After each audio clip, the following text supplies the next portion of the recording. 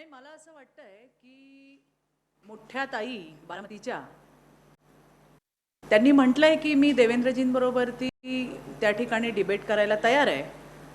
ताईंनी जितके प्रश्न उपस्थित केले त्या सगळ्या प्रश्नांची उत्तरं राज्याचे सन्माननीय मुख्यमंत्री देवेंद्रजी फडणवीस यांनी ऑलरेडी प्रेसमध्ये दिली आहेत.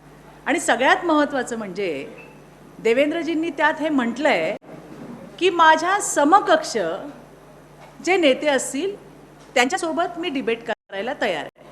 समकक्ष म्हणजे जर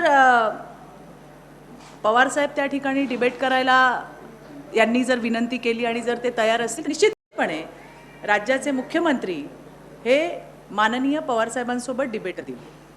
परंतु बाकीच्या सगळ्या प्रश्नांची उत्तरं जी काही बारामतीच्या मोठ्या ताईंनी प्रश्न उपस्थित केले त्या सगळ्या प्रश्नांना अतिशय व्यवस्थित अशी उत्तरं मुख्यमंत्र्यांनी दिलेली आहेत.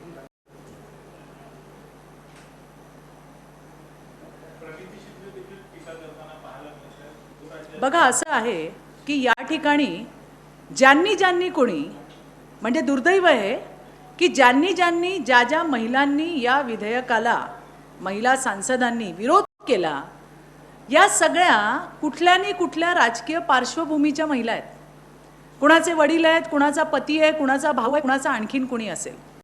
आज या 33% आरक्षणाची गरज यासाठी होती ज्यासाठी मोदीजींचा प्रयत्न आहे की सर्वसाधारण ज्यांच्या मागे कुठलाही राजकारणाचा इतिहास भूगोल नाही अशा महिला संसदेतही येणार होत्या आणि प्रत्येक देशाच्या विधानसभेमध्ये सुद्धा येणार होत्या.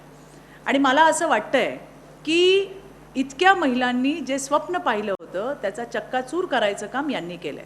आणि त्यामध्ये महिला खासदार ज्या त्या ठिकाणी आहेत त्यांचाही समावेश आहे. हे दुर्दैव आहे. जल्लोष केला गेला त्या ठिकाणी, हे आणखीन दुर्दैव आहे. आणि म्हणून तुमच्या माध्यमातून मला त्यांना सांगायचं आहे, नक्की जल्लोष कराच तुम्ही. आता देशातल्या आणि राज्यातल्या महिलांचा शंखनाद तुम्हाला ऐकायला येईल. जो शंखनाद तुम्हाला स्वस्थ बसू देणार नाही.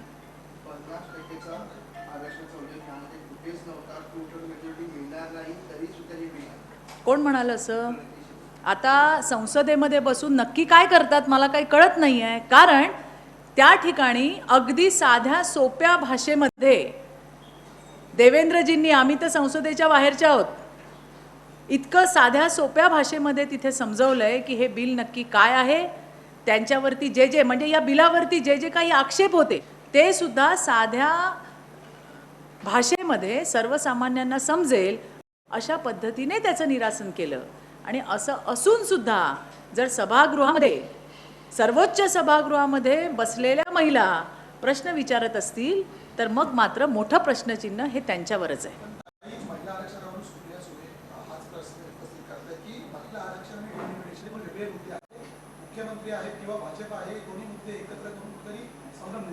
अहो, या मी तुम्हाला तेच सांगतेय की काहीही बोलण्याच्या आधी राज्याच्या सन्माननीय मुख्यमंत्र्याची प्रेस बघावी. मुख्यमंत्र्यांनी सगळ्या जे आरोप किंवा जे आक्षेप होते, आरोप नाही म्हणता येणार, आक्षेप होते, त्या आक्षेपावरती अतिशय व्यवस्थित उत्तरं दिलेली आहेत जे या देशातल्या आणि राज्यातल्या सर्वसामान्य लोकांनाही कळेल. आणि जर नसेल कळत तर पुन्हा एकदा देवेंद्रजींची प्रेस नीट बघा, म्हणजे तुम्हाला सगळ्या प्रश्नांची उत्तरं मिळतील. धन्यवाद. हो, पण कोण बोलतंय, देतंय कोण चॅलेंज, हे पण महत्त्वाचं आहे. मुख्यमंत्र्यांनी स्पेसिफिक म्हटलंय की माझ्या समकक्ष जे नेते असतील त्यांच्यासोबत मी डिबेट करायला तयार आहे. तर जर बारामतीच्या मोठ्या ताईंनी पवारसाहेबांना विनंती केली आणि जर साहेब येणार असतील तर निश्चितपणे आमचे देवेंद्रजी त्या ठिकाणी बसतील. पण समकक्षाचा जो एक समकक्ष कशाला म्हणतात हे थोडंसं जरा समजून घेतलं पाहिजे असं मला वाटतंय. थँक्यू. चला.